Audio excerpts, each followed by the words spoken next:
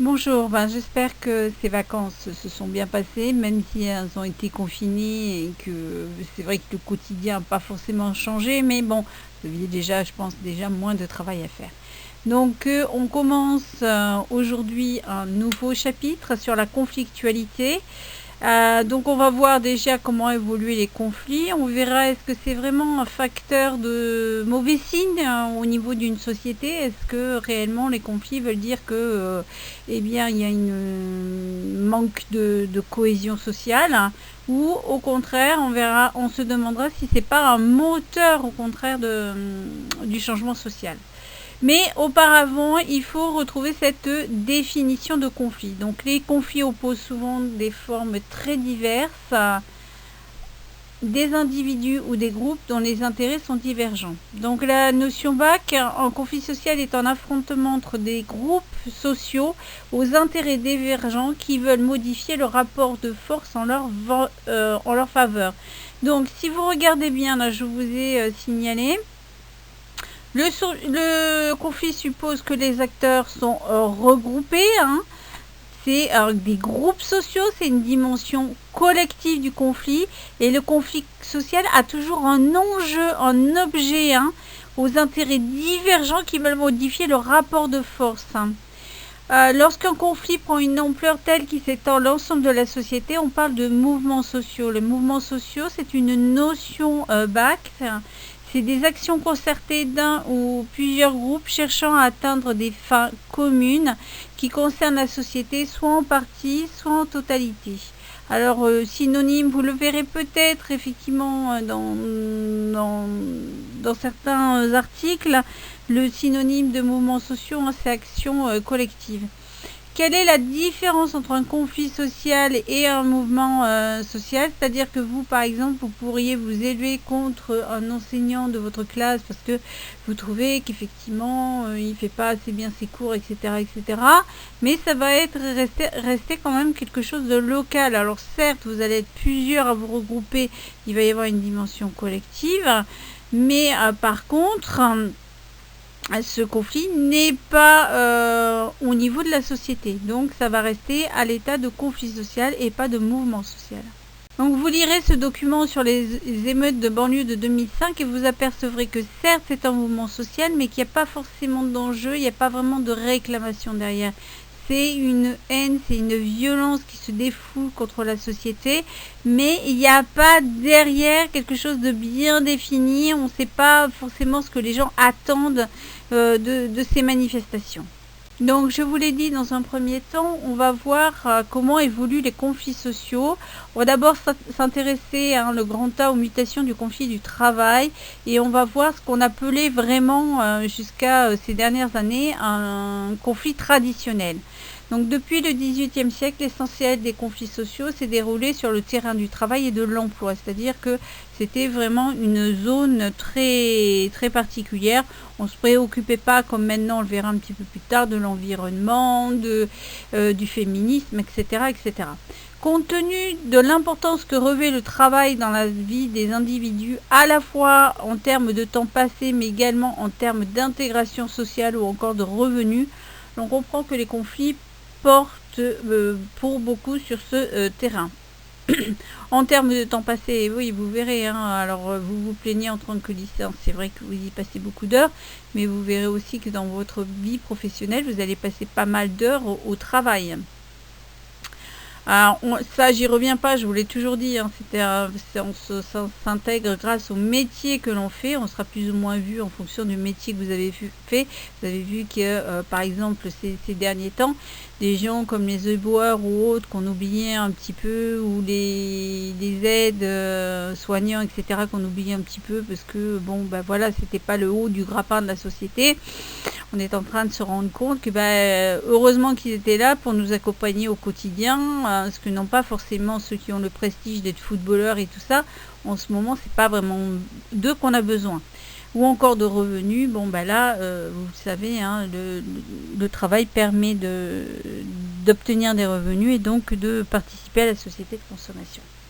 Les inégalités de revenus sont d'ailleurs très souvent l'objet de nombreux conflits. On se bat pour accroître la part des salaires dans la valeur ajoutée au détriment des profits ou pour améliorer sa rémunération par rapport aux autres métiers de l'entreprise. Je vous rappelle, valeur ajoutée, c'est le chiffre d'affaires moins les consommations intermédiaires. Cette valeur ajoutée se répartit donc entre les salariés, donc les salaires, entre l'État, les impôts, entre les banques qu'il faut rembourser et entre les actionnaires et la part qui est mise en investissement. Et là, en ce moment, on en parle beaucoup de la valeur ajoutée. C'est-à-dire que les gens, à l'heure actuelle, les entreprises disent à l'État, là, attention, nous, on est vraiment en difficulté, on a perdu une grosse part de notre chiffre d'affaires. Donc, une grosse part de notre valeur ajoutée. Il va falloir peut-être songer à baisser, voire retarder effectivement nos taxes. Au niveau des banques, les banques essayent de plus en plus, via des assurances ou autres, de reporter un petit peu aux échéances au niveau des dates. Et vous avez vu que l'État a accepté de mettre en place des aides au niveau des entreprises pour mettre des gens en chômage partiel. Et il a été mentionné, il a été fait loi effectivement que ces entreprises qui demandaient des aides ne pouvaient pas augmenter les revenus des actionnaires. Alors ça, il y en a certains qui n'ont pas été très contents. Vous avez vu un petit peu les scandales qu'il y a pu y avoir d'entreprises qui avaient augmenté les revenus de leurs actionnaires, alors qu'on sait très bien que certes, ils n'ont peut-être pas demandé d'aide de la part de l'État, mais ça va licencier et faire des dégâts assez énormes au niveau donc du chômage. On va voir maintenant quelles étaient les formes traditionnelles de manifestation. C'est les grèves, les journées d'action. Les manifestations n'ont pas su empêcher la progression du chômage, les délocalisations, le ralentissement du pouvoir d'achat. Ces formes d'action s'usent à force d'être répétées et deviennent moins efficaces. En effet, vous vous en êtes rendu compte déjà cette année, les grèves petit à petit, oui, les premières sont bien suivies et puis le gouvernement mise là-dessus. Il y a un phénomène d'essoufflement parce que perdre son salaire, c'est compliqué. On a, mine de rien, on est très endetté au niveau des maisons, au niveau des voitures, au niveau de plein de choses. Et donc, se priver de journées de travail, ça veut dire donc du pouvoir d'achat en moins et ça veut dire que on recule devant se mettre en illimité. Regardez pour les cheminots, il y en a certains qui sont dans des états un petit peu catastrophiques suite à leur grève illimitée. De nombreux indicateurs pourraient même nous faire croire à un affaiblissement des conflits du travail dans les sociétés post-industrielles et on va voir justement un document qui est le document que je vous ai donné. On commence par lire les chiffres entourés. Donc on voit que dans l'industrie, 19,1% des industries, effectivement entre 1996 et 1998, ont été touchées par des conflits. Et ce pourcentage a été augmenté de 3,6 points. C'est-à-dire qu'avant, si vous calculez en gros, eh bien c'était du 19,1 moins 3,6, ça te fait du 15,5% des entreprises donc de l'industrie qui étaient touchées par des conflits. Peut-on dire que les conflits du travail sont en baisse? Alors, on regarde un petit peu, on s'aperçoit quand même que on baisse pas vraiment parce que les débrayages sont en hausse. Alors, qu'est-ce qu'on appelle débrayage? C'est-à-dire qu'on s'arrête 1 heure, pas plus, parce que sinon, après, ça nous serait décompté en journée de grève. Par contre, effectivement, au niveau des jours de grève, c'est un petit peu plus visible.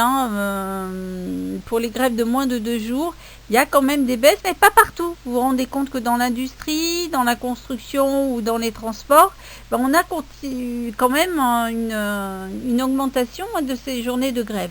Alors là, quand on passe effectivement à une grève de plus de 2 jours, là, ça diminue très nettement. À côté de ça, au niveau des refus des heures supplémentaires, les gens veulent de moins en moins avoir affaire à des heures supplémentaires.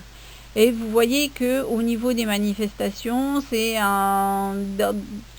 très différent selon le secteur. Par contre, et ça gardez-le en mémoire, hein, il y a une très nette évolution, hein, du nombre des pétitions. Et donc ça, on verra que c'est peut-être une nouvelle forme de manifestation. On va corriger donc ces deux secteurs, ces deux questions, puisque le reste, je vais le garder pour un petit peu plus tard. Ce qu'il faut que vous reteniez, c'est qu'en France, le nombre de jours perdus pour fait de grève a été divisé par 4 entre les années 70 et les années 2000. De plus, une grande partie de ces conflits est attribuée au transport, c'est-à-dire que vous avez des secteurs qui sont particulièrement plus conflictuels que les autres. Alors, dans les transports, on pense toujours à la SNCF, mais pensez aussi aux routiers. On va maintenant chercher à expliquer ce déclin des conflits traditionnels, même si je pense que vous avez déjà quelques idées. Première chose, on a assisté à une régulation des conflits. Alors, régulation des conflits, c'est un terme que vous devez connaître. C'est la création d'institutions qui vont encadrer ces conflits, qui vont donc en diminuer l'intensité. Autrement dit, on va créer des institutions qui vont être capables de négocier ou de servir d'intermédiaire entre le patronat effectivement et les salariés, et qui vont faire remonter effectivement les revendications avant que ça ne tourne en conflit. Le tout premier qu'on a eu comme institution, ça a été la création des syndicats. Les syndicats qui vont servir donc d'intermédiaires entre la base, c'est-à-dire les ouvriers, et le patronat. On verra que ces syndicats, à l'heure actuelle, il y a des petits problèmes. Ensuite, on a eu la mise en place d'une législation du travail. C'est-à-dire que les gens vont pouvoir avoir des droits et donc les revendiquer directement aux entrepreneurs. Et à côté de ça, c'est le point suivant, si jamais vous n'êtes pas en accord avec ce que vous impose votre patronat, vous avez l'institution des prud'hommes avec lesquels vous pouvez porter plainte effectivement contre votre employeur. Alors contrairement à avant où bien souvent c'était le patronat qui avait raison et pas forcément les salariés, maintenant il y a réellement égalité et il y a vraiment une étude très sérieuse qui va permettre de légiférer. Ces lois et règlements permettent de régulariser les conflits et évitent les actions collectives. Deuxième grande explication, et celle-là à mon avis est une des principales, avec l'arrivée de la crise économique, on a une diminution des conflits. Les gens ont peur de perdre leurs emplois s'ils font grève. Et oui, vous avez vu par exemple contre la réforme des retraites. Alors le public effectivement est descendu dans la rue, le privé était un petit peu plus timide par rapport à ça, surtout dans les petites et moyennes entreprises, parce que voilà, le gros problème c'est que si vous faites grève, vous faites montrer du doigt, pardon, vous faites montrer du doigt et donc vous avez peur pour votre place, c'est-à-dire que s'il y a une charrette de licenciement, on trouvera toujours le moyen de vous faire monter dessus. Affaiblissement du secteur secondaire et montée du secteur tertiaire. On l'avait déjà vu, le secteur secondaire c'est essentiellement les ouvriers. Les ouvriers étaient beaucoup plus syndiqués que les autres, notamment à la CGT, beaucoup plus virulents effectivement, et montée du secteur tertiaire, c'est-à-dire un secteur qui est beaucoup plus consensuel. En plus, pour certains, on y reviendra, mais certains nous disent que c'est un secteur qui est essentiellement un secteur de femmes et que les femmes seraient moins revendicatives que les hommes. Ensuite, les syndicats sont peu représentés dans le secteur tertiaire, quand il est plus individualiste, c'est ce qu'on appelle les col blanc, est essentiellement occupé par des femmes réputées moins revendicatives que les hommes, c'est ce que je viens de vous expliquer. Le chômage persistant, ce syndicat, ça revient à ce que je vous ai dit tout à l'heure, c'est un risque de perdre son emploi. Et précarisation du travail et individualisation du salaire. Rappelez-vous, un conflit, c'est quelque chose de collectif et on veut les mêmes choses. Or, si on est tous individualisé dans notre rémunération, individualisé dans nos conditions de travail, c'est sûr qu'on va pas s'entendre au niveau donc des revendications. Un exemple concret de ça, au niveau des gilets jaunes par exemple, Gilets jaunes, au départ, tout le monde dans la rue, grand mouvement, etc., etc. On veut plus des grosses impositions de l'État et tout. Et petit à petit, ces conflits des Gilets jaunes se sont individualisés. C'est-à-dire que les enseignants demandaient ça, les infirmiers ont demandé ça, les notaires ont demandé autre chose, etc., etc. Ce qui fait que chacun y a été de sa petite revendication et que ça a été la fin de la revendication massive des Gilets jaunes. Enfin, il y a une moindre motivation des salariés à combattre. Hein, c'est ce que montre Manker-Olson avec sa théorie du passager clandestin. Vous la connaissez déjà. Hein. Pourquoi j'irai perdre une journée de grève alors que si mes petits copains y vont en masse, ils vont avoir des avantages et moi aussi je vais en profiter. Donc je n'ai pas intérêt du tout à aller manifester. C'est notamment, je vous en avais déjà parlé, hein, dans les grèves contre la retraite, M. Macron avait fait une analyse et avait vu qui est-ce qui était essentiellement dans ces manifestations. C'était des cinquantenaires, hein, fin quarantaine, cinquantenaires. Donc il s'est dit, ok, ceux-là, je vais les faire rentrer à la maison. Je vais lui dire que tous ceux qui sont après 75 bénéficieront ou pas de la réforme des retraites, tous les autres seront à l'ancien mode de retraite. Donc il s'est dit comme ça, je vais les faire rentrer chez eux. Il n'a pas eu tout à fait tort. Hein. Maintenant, est-ce qu'on peut dire que les conflits du travail ont totalement disparu? C'est pas tout à fait vrai. Ils sont peut-être transformés, mais pas totalement, n'ont pas totalement disparu. Malgré ces évolutions, les conflits du travail n'ont pas disparu pour autant. Moins fréquents, ils sont souvent plus durs. Hausse du nombre de jours de grève, débrayage plus systématique. C'est-à-dire que quand on se met en grève, là, on se dit, ce coup-ci, on y va et on y va fort. Regardez pour les réformes des retraites. Hein. Vous en êtes rendu compte lorsque vous avez des enseignants, notamment moi qui ont fait grève. On a fait grève un certain nombre de jours. Hein. Et on fait appel aussi à débrayage, c'est ce que je vous disais, pas forcément toute une journée, pour pas perdre la journée de grève, mais des heures. Les formes et les buts de mobilisation se renouvellent, les appels médiatisés au boycott des produits pour des consommateurs citoyens. Rappelez-vous, alors non, vous étiez beaucoup trop jeune, mais à une certaine époque, il y a eu un boycott sur les produits qui étaient produits par Danone. Seulement, ce que les gens n'avaient pas forcément comme connaissance, c'est que Danone, c'est aussi Belin, etc., etc. Donc, ce n'était qu'une faible partie de l'éventail des produits fournis par Danone. La mobilisation de l'opinion publique par des opérations à forte exposition médiatique, chantage et menaces de sabotage, occupation de sites, séquestration de membres de direction d'entreprise. Qu'est-ce que j'entends par là? C'est que effectivement c'est de plus en plus dans la violence. Hein, quand vous séquestrez les membres de direction d'entreprise, regardez, hein, c'est à Air France, les cadres qui avaient été bousculés.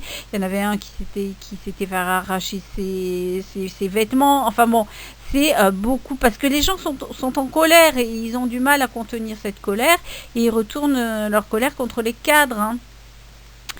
Contre les cadres, aussi contre le matériel. Hein. L'entreprise Moulinex qui a quelques années, eh bien les salariés, on leur disait on va réouvrir mais ailleurs, donc des entreprises où la main d'œuvre est moins chère. Ils ont systématiquement tout cassé dans l'entreprise pour que l'entreprise puisse pas bénéficier de ce matériel-là. Ce qui fait que même, pour la petite anecdote, vous avez des entreprises qui préfèrent payer les 3 mois de préavis aux salariés sans qu'ils viennent travailler et déménager le matériel avant de les prévenir pour qu'effectivement ils ne détruisent pas tout. Désormais, les conflits engagent donc non seulement les armes traditionnelles des mobilisations, hein, il y a encore des grèves, il y a encore des manifestations, mais aussi les armes juridiques, symboliques et médiatiques. Quand je vous parle des armes juridiques, je vous parle notamment du nombre de recours au prud'homme. C'est-à-dire que là, on a des conflits qui sont de plus en plus individualisés, mais des gens qui existent de moins en moins. Regardez bien ma courbe du nombre de recours au prud'homme à porter plainte contre les employeurs.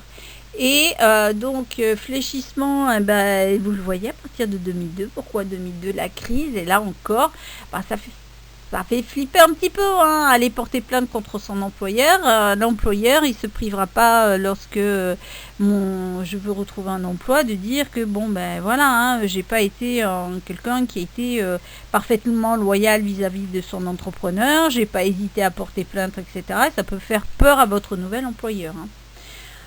Conclusion, enfin on assiste à une individualisation des conflits comme le prouve l'augmentation des recours au prud'homme. Les conditions de travail et les salaires étaient de plus en plus individualisés. Les actifs ont essayé de se défendre de façon personnelle. Rappelez-vous, je vous ai dit que dans les institutions l'institutionnalisation des conflits, vous aviez la création donc de syndicats qui étaient là pour jouer le rôle d'intermédiaire entre les employeurs et les salariés. Mais on va voir que ces syndicats, de plus en plus, sont remis en cause. Des gens cotisent de moins en moins.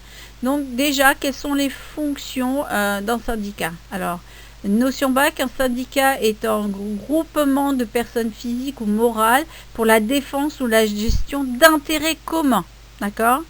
Les rôles traditionnels des syndicats sont de deux ordres. Un rôle de représentation des salariés, hein, lorsqu'on a des rencontres entre patronat et État, etc. Ça fait partie des représentants, hein, des salariés. Et un rôle de négociation. C'est ainsi que les syndicats s'attachent à garantir des droits des salariés en termes de salaire, de statut, de progression de carrière ou de conditions de vie. Le rôle de représentation est reconnu par l'État qui a arrêté la représentation de 5 confédérations. Il a jugé que ces 5 syndicats c'était les plus représentatifs, même si au milieu vous avez la CFTC qui est la Confédération française des travailleurs chrétiens qui honnêtement, hein, regroupe pas grand monde, mais bon, à cette époque-là, était considérée comme représentative et qui prévoit les attributions des délégués syndicaux. C'est principalement par le biais de la négociation collective que s'exprime cette défense des travailleurs, c'est-à-dire négociation collective, négociation patronat, État et salariés. Dans la région, la branche productive ou l'entreprise, les négociations menées et signées serviront de base de référence et constitueront des conventions collectives appliquées à tous. C'est-à-dire que c'est vrai que les conditions de travail ne peuvent pas être les mêmes, par exemple, dans la restauration, dans le bâtiment, dans l'enseignement. Donc, on a des conventions qui sont signées. C'est-à-dire que on pourra beaucoup plus faire appel, par exemple, à des heures sup dans la restauration que ailleurs. Donc tout ça, c'est attribuable à un certain nombre de métiers. Au niveau des normes de sécurité, il est évident que les normes de sécurité dans le BTP ne seront pas les mêmes que dans la restauration, encore moins les mêmes que dans l'enseignement. Donc il y a des cas bien particuliers et il faut travailler dessus.